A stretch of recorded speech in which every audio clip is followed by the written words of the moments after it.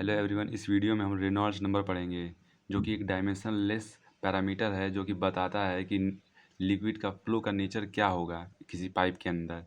क्या वो टर्बुलेंट होगा, स्टेबल होगा या अनस्टेबल होगा, या फिर वो लेमिनार फ्लो होगा या स्ट्रीमलाइन।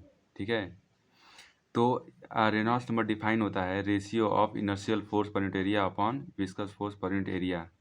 तो अगर इन दोनों फोर्सेस में से कोई भी डोमिनेट करता है वही डिसाइड करेगा कि कैसा फ्लो ऑफ नेचर है। ठीक है, तो अगर इनर्शियल फोर्स अगर डोमिनेट करता है तो रेनॉल्ड्स नंबर ज़्यादा होगा। ठीक है, विस्कस फोर्स से तो रेनॉल्ड्स नंबर अगर ज़्यादा होगा तो वो बताएगा क्या कि जो लिक्विड है उसका फ्लो कैसा है, टर्बुलेंट। अगर विस्कस फोर्स अगर डोमिनेट कर जाता है तो लेमिनार फ्लो होगा। यानी कि इनर्शियल फोर्स टर्बुलेंसी को सपोर्ट करता है और विस्कस फोर्स जो होता है स्टेबिलाइज करता है लिक्विड के फ्लो को, यानी कि लेमिनार फ्लो लाना चाहता है। ठीक है, तो अगर ये दोनों कंपेरेबल होगा तो दोनों बीच में ही कहीं लाई करेगा। तो अगर ये कंपेरेबल हो जाएं तो इसका मतलब कि जो लिक्विड होगा वो अनस्टेबल स्टेट में होगा। ठीक है, तो सबसे पहले हम लोग inertial force per unit area निकाल लेते हैं कि इनर्शियल फोर्स कितना होगा। तो हम लोग को पता है फोर्स क्या होता है, मास इंटू एक्सेलरेशन। अगर रेनॉल्ड्स नंबर की वैल्यू अगर 0 से लेके 2000 के बीच में होगी तो फ्लो होगा लेमिनार। ठीक है, और अनस्टेबल होता है 2000 और 3000 के बीच में, और टर्बुलेंट हो जाता है जब 3000 से ज़्यादा हो जाता है आर ई की वैल्यू। ठीक है, और जो क्रिटिकल वेलोसिटी की वैल्यू होती है वो 2000, यानी कि जहाँ पे बदल रहा होता है, लेमिनार से अनस्टेबल जा रहा है ना 2000 पे, तो के की वैल्यू हो जाएगी 2000 into eta upon rho D, diameter of the pipe. ठीक है, क्रिटिकल वेलोसिटी है ये। अगर इस वेलोसिटी से ज़्यादा अगर हो जाए, वेलोसिटी ज़्यादा हो जाए इससे, क्रिटिकल वेलोसिटी से, तो टर्बुलेंट फ्लो हो जाएगा या अनस्टेबल हो जाएगा, और इससे कम रहेगा तो लेमिनारी फ्लो रहेगा। ठीक है, तो इतना समझ में आया, क्योंकि ये बॉर्डर लाइन पे है इसलिए हम लोग यहाँ पे यूज़ किए हैं। तो आगे इसको सिंप्लीफाई करने के लिए हम लोग इसको सॉल्व करेंगे। ठीक है, पहले इनर्शियल फोर्स निकाल लेते हैं कि क्या होगा inertial force per unit area. तो मान लो कोई पाइप है, ये कोई एक पाइप है, और कोई एक क्रॉस सेक्शन ले लेता हूँ मैं, जैसे कि कोई क्रॉस सेक्शन है डेल्टा टी टाइम के लिए। ठीक है, तो यहाँ से जो भी लिक्विड आएगा इधर से, इसकी वेलोसिटी कुछ होगी, तो इसके अंदर जो वेलोसिटी मास के साथ आएगा हर बार, ये जो बॉक्स है इसके अंदर नया मास फिल होगा, और वो मास जो है वापस निकल के बाहर चला जाएगा। यानी कि क्या हो रहा है, मास चेंज हो रहा है, लेकिन जो निकलेगा उसकी भी वेलोसिटी तो वही रहेगी, कांस्टेंट मान के चल रहे हैं। ठीक है, तो यानी कि क्या चेंज हो रहा है, मास चेंज हो रहा है। ठीक है, तो इसका लेंथ कितना होगा, वेलोसिटी इंटू डेल्टा टी होगा कि नहीं।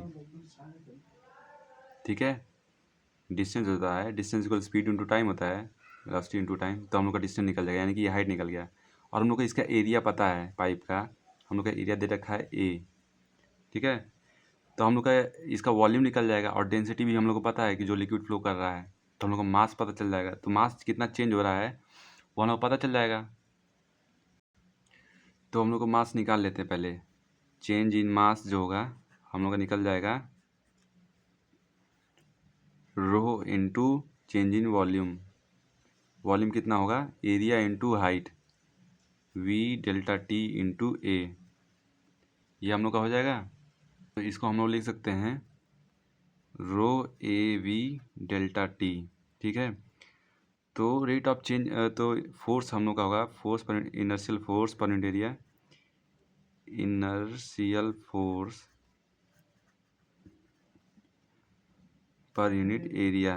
ठीक है, ऐसे लिख दे रहा हूँ। तो हम लोग का mass change, rate of change momentum हो जाएगा change in mass A V delta T, mass का चेंज हो गया into velocity upon delta T into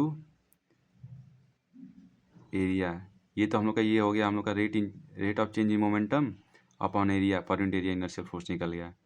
ठीक है, यहाँ पे डेल्टा एम इंटू वी हो गया ना, तो ये भी तो चेंज इन मोमेंटम ही है कि नहीं। वेलोसिटी तो हम लोग कांस्टेंट मान रहे हैं ना, क्योंकि वो लिक्विड के अंदर फ्लो कर रहा है, मतलब पाइप के अंदर कांस्टेंट वेलोसिटी फ्लो कर रहा है, तभी तो कांस्टेंट होगा। लेकिन ये चेंज हो रहा है, इस बॉक्स के अंदर नया मास आ रहा है और निकल रहा है, इसीलिए चेंज इन मास हो रहा है। ठीक है, तो हम लोग का ये निकल गया। तो अब इसको सॉल्व करेंगे तो डेल्टा टी से डेल्टा टी कट जाएगा, एरिया से एरिया कट जाएगा, तो हम लोग का निकल जाएगा रो वी स्क्वायर। हम लोग का निकल गया inertial force per unit area. ठीक है, पहला equation.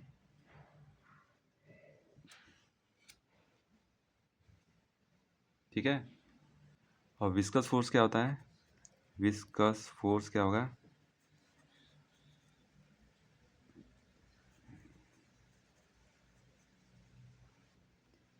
Viscous force per unit area क्या होगा? Eta into viscosity, coefficient of viscosity into gradient, velocity gradient. तो हम लोग का वेलोसिटी ग्रेडियंट कितना होगा? वेलोसिटी अपॉन डायमीटर, ये हम लोग का ग्रेडियंट बताएगा। ठीक है, तो हम लोग का निकल जाएगा ईटा वी बाई डी। ये हम लोग का सेकेंड क्वेश्चन हो गया। तो हम लोग भाग देंगे अब इनको ऊपर वाले क्वेश्चन में, तो हम लोग का आर ही हो जाएगा rho V square inertial force upon eta V by D. V say V cut जाएगा, rho V D by eta. ठीक है, तो हम लोग का आर ही निकल गया क्या? रो वी डी बाई ईटा।